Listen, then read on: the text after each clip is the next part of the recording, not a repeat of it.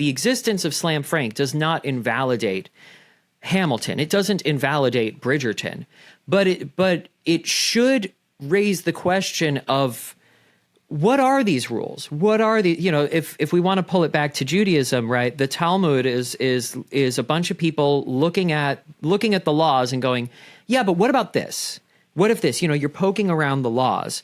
And I think something that we want to do with Slam Frank is we want to poke around these things and just see what the results of the poke are. And then the audience is going to have their own experience of it. One of the things that is honestly like kind of amazing about the show, it's frustrating because, you know, deep down I have my own beliefs and I would love everybody else in the world to share them. But there are people who see the show who come away with very, very different interpretations of what we're doing.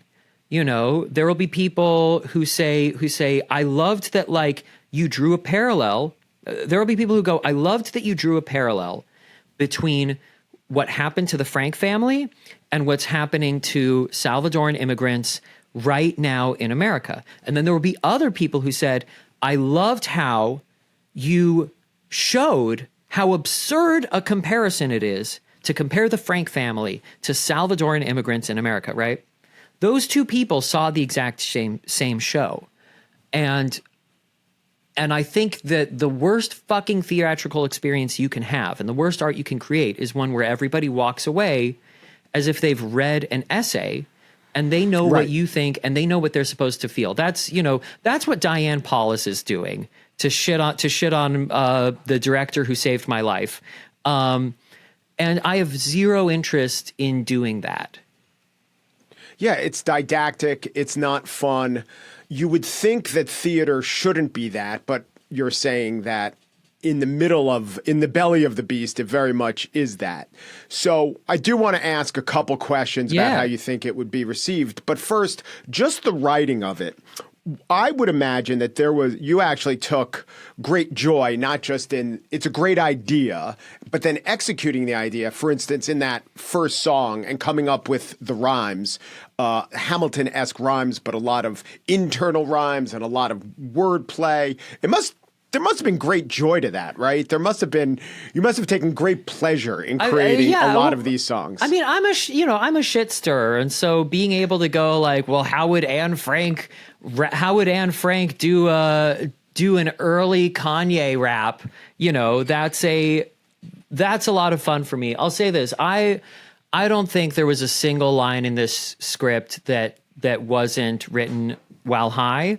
You know, I did have a lot of fun. I will say, though, that like it is, and I don't think this is the audience's experience. I think the audience does have a wonderful cathartic time. For me, the show actually came out of a lot of pain and a lot of rage and a sense that there was dehumanization happening all around me. Because I think that like when pain and rage at being a theater person, observing these crazy conversations on Twitter, or as a Jew? I mean, where to start? It's it goes beyond that, because I think it's very easy to make it personal, right? It's very easy to say like, you know, oh, white man's mad that blah blah blah, right? And that's really not it, because for several years I was getting the whole like, you know, step aside, you know, make room for other people. And I was like, that makes sense. That's fine. You know, there was an air, it took a turn for dehumanization. And I think everybody kind of felt it. You have this conversation that happens to reduce it to theater, but I do think it was happening on a societal scale.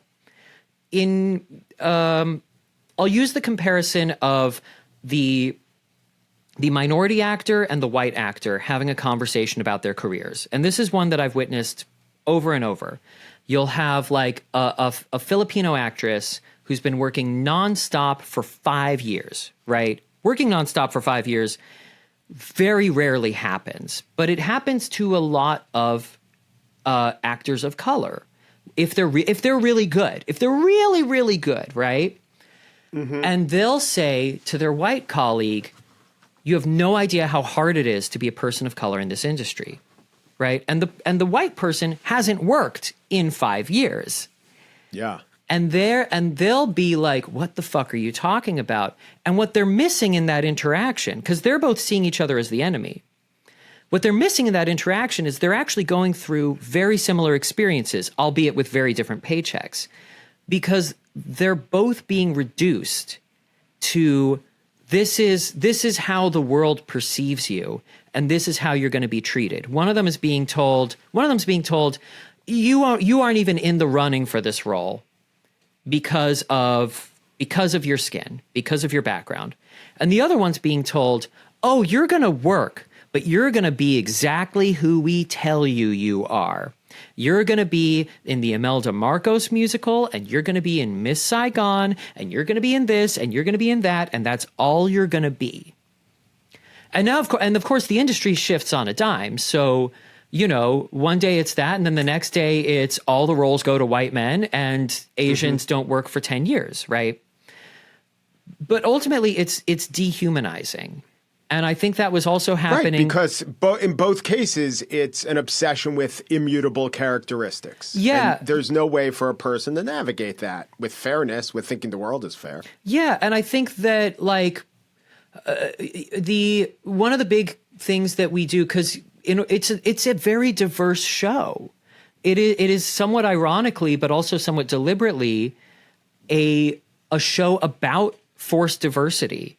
But it's also a very diverse show, and we get people from totally different backgrounds and styles in a room playing together, which is a lot of fun.